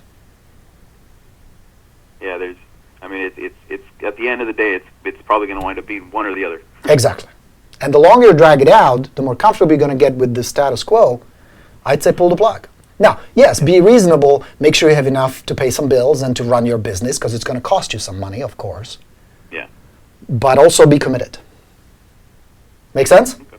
Yeah, it does. Borino, the other part to the question was, and this is kind of like a little side note. So, obviously, I did sign up to I did sign up for the expired program, but it's the expired Express. And I kind of look at it, and I did it because I wanted to get a feel. I'd seen the YouTube videos, like you mentioned, first and foremost, and I was intrigued by the angle and the approach that you used to contact expired. So based on that, I kind of looked into it a little bit more. I graduated, and then obviously got the expired Express package, and I want to graduate now again to the actual expired plus. Okay. How do I go about doing that? Because you have a link where I'm able to click online, but I do, and it takes me to like a voided page on the website. Oh, that's weird. Matt, do me a favor. Just shoot Roseanne in my office an email Okay. And we're going to credit you whatever you spent on the Express and upgrade you to Plus. Would that be cool? Oh, okay, that'll work. Yeah. All right, good. Yeah, shoot her an email. You can send it to my email or her. Might be easier just to give you mine. It's borino@expiredplus.com. Got it. All right? So just Got it. drop her an email and we'll set you up. We'll hook you up. And if you can, send me that link, that bad link. That should not happen. We're upgrading our websites and it looks like gremlins are doing some nasty stuff to us. Thanks for the call, Matt. Good talking with you, my man. Thank you very much, Borino. Thanks. Have a good weekend. All right. And who is this? This is Borino. Welcome to the Tune-Up. Who is this? Hey, Borino, it's James from New York. James from New York. How are you, my man? Good. Appreciate you, taking your day on a Saturday to teach us some stuff. No worries. Is it helpful? Oh, absolutely. Yeah. Absolutely. And no, thanks for the shout out earlier in regards to that. Oh, yeah. Was that helpful? Yeah. I mean, we're actually in the contract with that one, so. Congratulations. This is James. This is the agent I was quoting that did the bang-up job for the seller, and seller told him, hey, go fuck yourself, and I'm not going to pay you. Not cool. Pretty much. Come on, dude. You know? But I'm glad you got it handled. You did it well. Hey, you're going to get paid. The deal closes. You have 2 clients. Well done. Thank you. So, just to piggyback off the last call, actually, I'd say I'm in the same situation. Mm-hmm. I'm a part-time agent. I'm a full-time, police officer, and I'm also in the military. I'm a guy in the reserve. Uh-huh. And some of the things that I struggle with, really 2 things that I struggle with, of course, is just my organizational skills in terms of keeping everything sort of, together. Right. In between the job, the family, my military obligation, and of course, my business, which it's really my passion, which is real estate. So Sure. And the other thing I struggle with is, I started to do the Matrix, not to, I guess, I don't know if everybody here is your student, but do the Matrix Plus, and I'm in the middle of reading, the Dr. Joe Dispenza book. Uh-huh. I really struggle with sort of that meditation stuff. Yeah. I really struggle. And I tried. It just, any tips, any resources that you can maybe put out there? Well, let me address, like, you posted several questions. So first, let me tell you a little bit about being organized. We all struggle with that, James. You're not alone. I've been doing this stuff for many, many years, and there are still days where just day goes sideways on me. Right. And that's just the reality of life. Now, you have to juggle your full-time job, your real estate, all that. It's tough. It's tough. And something's going to give. Temporarily, this works as a solution. But as a long-term, something's going to give. Either your real estate career will suffer, or your job, or your family, or something has to give. So there has to be a point where you say, I'm committed to real estate, I'm going to become a successful, wealthy, prosperous real estate agent, and I'm jettisoning everything else. And the way I do it, at least, is if I set a deadline, now this needs to be a realistic deadline, but it has to be a deadline and I need to commit to it. And you can say, okay, 6 months from now, I'm transitioning full-time. And by then I will have the systems, leads, appointments, and listings in place, so I know I can depend on a certain level of income, and I'm just going to improve my business, my skills, my abilities. Then you go for it. Now, the second thing you got to master is a skill of being organized. Like, I am a fanatic when it comes to calendars. I schedule everything we do. Everything goes on my calendar, my meetings, my appointments. I have a to-do list. We use a system called Trello. We use boards on Trello that helps me visually organize and juggle all our projects and things we're working on. That I share with my staff. Hannah, my wife, can access it so everybody knows what I'm working on. And if it's not on my calendar, it's not going to get done. But it's also the other way around. Because it is on my calendar, I'm committed to it. And if I don't do it, that means I'm screwing around. That means either my goals and my desires and my lifestyle is not important to me, or something I'm supposed to be doing I really resent doing. So then I have to figure out a way around it. Either do it regardless of how I feel about it, which is sometimes a solution.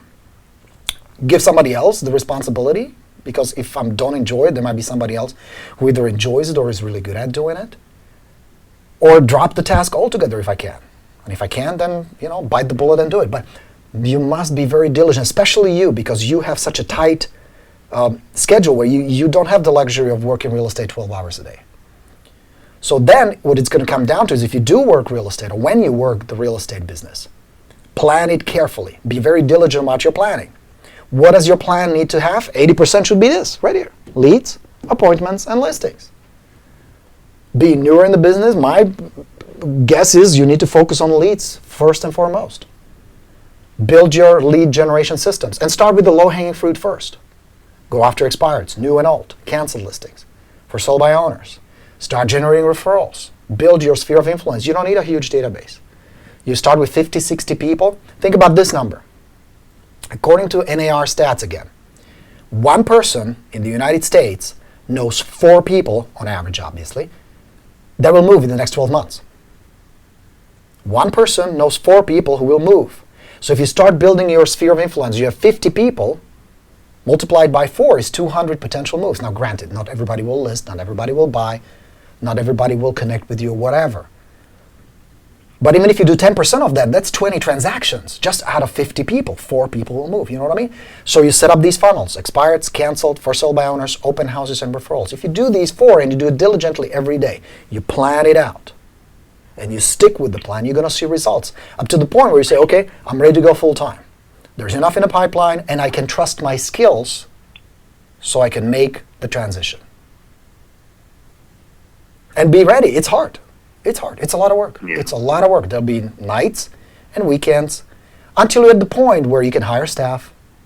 You'll become very comfortable in your communication. Your systems will be performing well, so you can take weekends off if you want to. You can take a day or 2 off during the week if you want to, without your income and your business suffering. But it takes some time to work up to that point. Is that helpful? Yeah, absolutely. Okay, now. Absolutely. I mean, I'm more than willing to, to invest in my business. I have Top Producer. I have the Red X. Yeah. I'm a premier agent on Zillow, so I get a ton of buyer leads in that aspect as well. So I'm definitely more than willing to reinvest in my business, whether it means, time or money. Yeah, and it's going to be time, effort, skill, and money that will make all the difference. You know what I mean? Right. Yeah. Right. Now, you mentioned you have hard time with the meditations. Jim's referring to a book. What's the title of that book? I forgot. I apologize. Do you remember the title of that book? How to Change Your Mind? Yeah. How you know what? I just drew a blank. Okay, never mind. It's all right.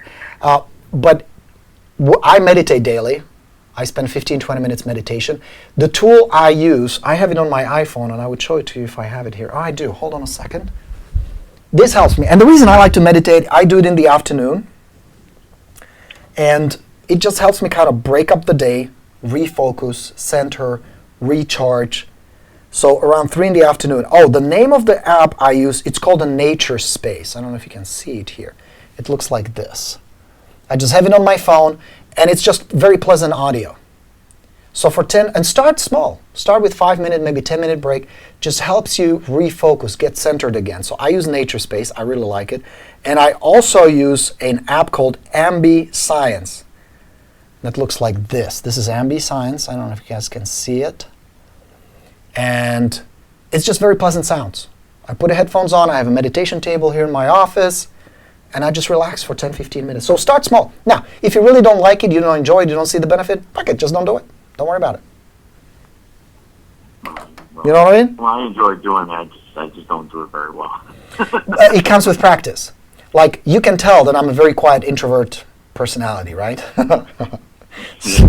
So for me to quiet down, to calm down, especially after a busy broadcast or a webinar or something, it's hard. But this helps me kind of recenter, get the energy back to where it's supposed to be. You know what I mean? Start with short period of time and enjoy. Now, for some of you guys, it may be go for a walk, play with your kids, spend some time with your pet, your spouse, read a good book, whatever works. Try different things. There is no one magic answer for everything. So like sometimes I go to the lake, that's pleasant. We go for a walk. I go pick up the kids from school, that's a pleasant little walk. You know, stuff like that. So try different things, see what works for you. You don't have to rigidly stick just to one thing. Okay? Okay. Helpful? Awesome. Thanks, Borino. Yeah, very helpful. All right, man. Always good talking with you. Thanks for the nice post. James is rocking it on our Facebook. And our last caller of the day is Pam. Welcome back. Hi, Borino. Sorry, it's me again. No worries. Good. I just thought of another question, and it kind of actually piggybacks on what we were talking right before this about follow-up. And I had another appointment in right before the holidays, and the guy he's doesn't want to sell now. He told me that, but he wants to sell maybe like in April or May, and he wanted to get an idea of what his house was worth. So I went in and did my thing then, which wasn't a full presentation because I didn't have one. I'm working on that right now. But anyway, he said that he liked me and he liked my style and this and that, and he did say he was calling other agents in as well. So, but I knew he wasn't making any kind of a decision. So I sent him a thank you note.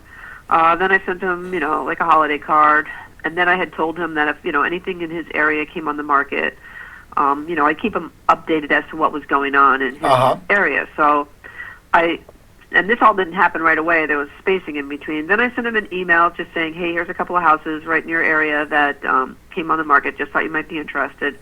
I'll give you a call in a couple of days just to make sure that you got the email.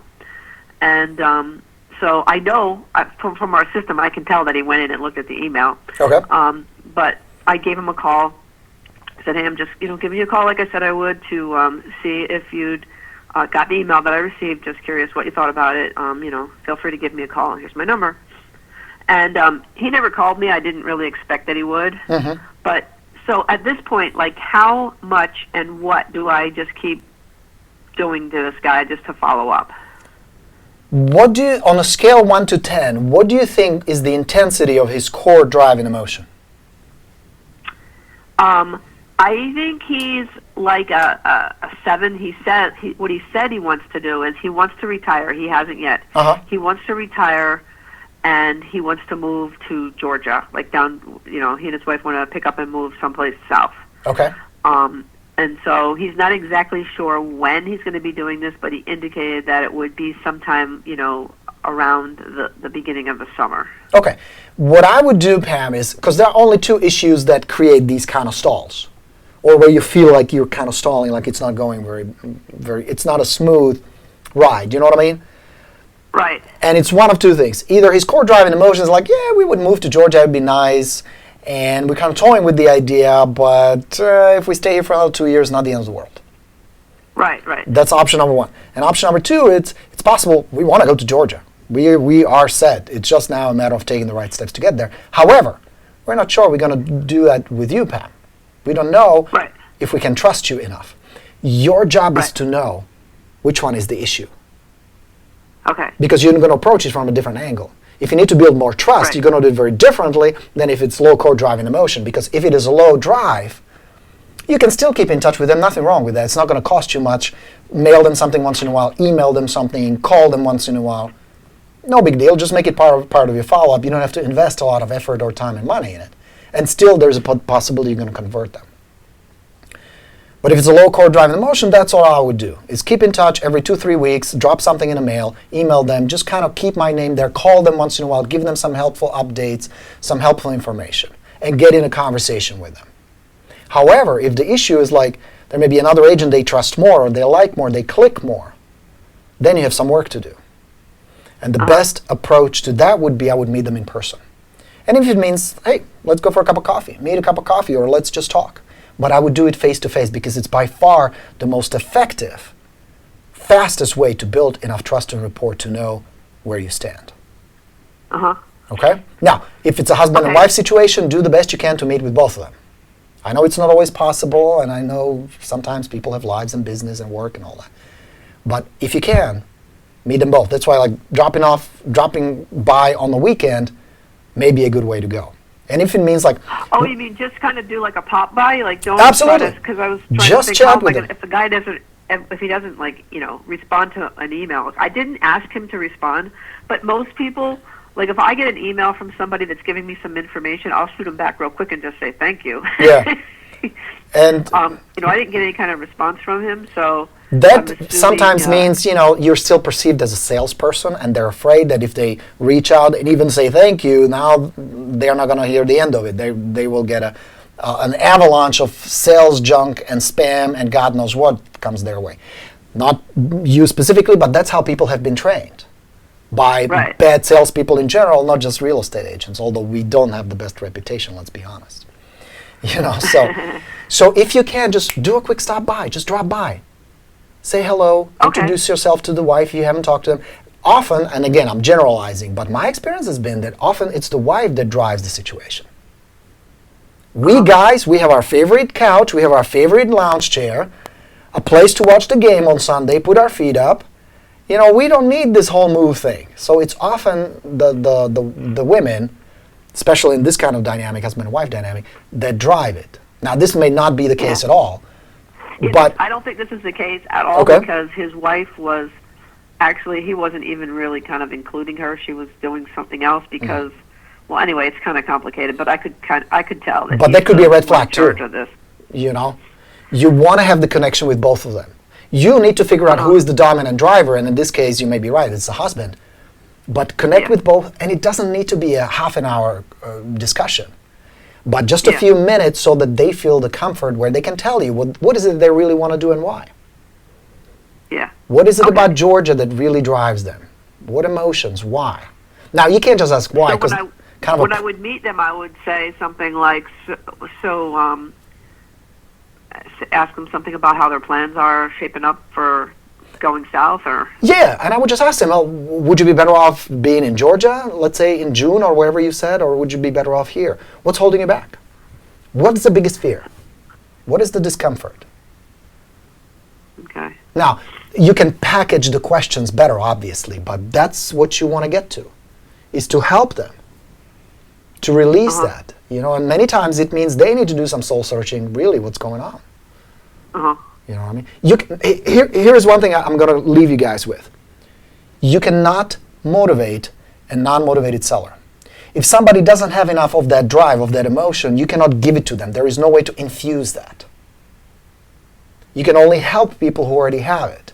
And by help, you can do two things. You can help them discover what it really is, and you can help them make that a reality. That's all you can do. You can connect with them where you develop enough trust with them so that the conversation flows back and forth and there's enough connection with them. But you cannot make somebody do something if they don't want to do it. So don't beat yourself up too much. If these people won't do it for another 2 years, I've seen that, and I'm sure you have, it's all right. There's plenty of others. This is another thing, Pam. Don't get stuck on just one. There's plenty of others. If these people will do it, fantastic. If they list with you, awesome. You're there to help them. And you're going to do a bang-up job for them. But always look for more. Always have enough leads through the pipeline so your follow-up is working, so you get appointments, whether with these people or somebody else, doesn't matter. right, You know what I mean? So have a good follow-up in place. Be in touch with these people on a regular basis. Provide good, helpful information, something that's fun, that's interesting, that's helpful. It's not a self-promotion. Stay away from that. But something cool that you would like to read, that you would find interesting. What's going on in the neighborhood? How to improve a home, how to get more for their house. I mean, there's dozens and dozens of things you can send them. And more importantly, what's going on in terms of new listings, new sales, pendings, and all that. And then if you have a chance, meet them face to face. Bring a cup of coffee from Starbucks. I know Rene does that. It's a brilliant idea. He calls the people up before he drives by and says, hey, I'm in Starbucks, I'm ordering, would you like a latte? I'll be in your house in 15 minutes. Looking forward to chatting with you. Shows up with a cup of coffee, has a 5-10 minute conversation, bam, locked in. Make sense? yep, perfect. All right, Thank you. cool. Good deal, Pam. Hey, thanks for calling. All right, bye-bye. Bye. That was our last one call for today. That was awesome. Hey, you guys, thanks for being here. I wanted to tell you about Double Your Listings. I wanted to tell you about this awesome program. Unfortunately, as of this morning, the program is sold out. So if you do still want to know, it's a boot camp I'm doing. We're starting on Wednesday at 2 o'clock. And it's a 7-week boot camp. It's a 7-week program where we set up your systems. You and I will work together on it. We set up your expired system, your for sale by owner system, how to get referrals, how to do follow-up, all this pretty much, what you see here, all the way to how to do a killer listing presentation so you get listings. And I wanted to invite you because we had a couple of spots left, but it looks like it's all sold out. Now, if you want to be on a waiting list, you can go to goborino.com. Let me show it to you. It's right there. goborino.com will bounce you to a page where it has a form on it. You can fill it out, and we can talk if that's something you want to know more about. The way that works is you give us a deposit that's fully refundable, $100. This will trigger a link to our calendar. You set up on the calendar a little conversation where you and I just get on the phone and we'll talk. All right, and one more thing I wanted to mention to you. I'm going to do the Top Confidence live seminar again. It's a workshop. You and I get together. It's a small group of people. We get together on the phone once a week for about an hour and a half. And we do nothing but role play. We just practice dialogues, practice how to open a conversation with FSBOs, how to open a conversation with expireds, how to follow up with them, what questions to ask, how to go for a listing appointment, all these things. We're not going to talk about theory a lot. We're going to practice a lot. So imagine how good you're going to be after 4 weeks if you had a chance to do this over and over. You're going to have a partner assigned, and it's going to be a different person every week. And you're going to practice with that partner. Then we're going to get on the phone again, record the session so you can hear yourself. You can critique yourself. It's really, really good stuff. It's coming in February. It's called Top Confidence. If you are interested, fire off an email, borino@expiredplus.com. My friends, I'm glad this finally worked. I apologize for that bummer last time. We got the technology worked out. Looks like everything is working really well. I'm glad you were here today. I'm glad I had a chance to share some good stuff with you. I hope you enjoyed it. As always, please send me your comments, send me your questions, how you liked it, what else would you like me to cover on the future tune-ups. They're coming up. We do this about once a month or so. We're going to do more of these. It seems like you guys really enjoy them. You get a lot out of them. Focus on the stuff we talked about. Focus on getting more leads, getting more appointments, getting more listings. That will make your year really, really good if you focus on those 3 things. And I'm here to help. Whatever I can do for you to make that journey not just profitable, but enjoyable, to have a good time. Because at the end, this can be a good business. This can be a rewarding business. You're doing something big and something important for people, something that really, really matters. And it's a big deal. So if I can help, just reach out. Borino@expiredplus.com or call us at our office. Call Roseanne, call myself. We'll be glad to help. With that, your coach in Borino is signing off. Thanks for being here today, or thanks for watching this on the replay. Really appreciate it. Enjoy your weekend. Have a great time, and I'll talk to you real soon. This is Borino signing off. As always, let's go get 'em. Bye, everybody.